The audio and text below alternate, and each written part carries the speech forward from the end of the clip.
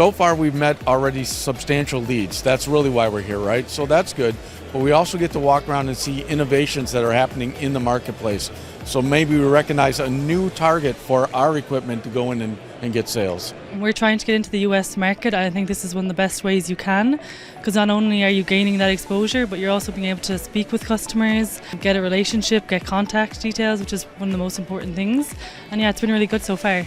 It seems like there's a large emphasis on automated packaging and palletizing systems. And currently we use a lot of manual labor in our warehouses, so that's something that I'll be taking back to talk about, as well as just some basic market knowledge that I've gained through talking with different suppliers and even competitors that we find here.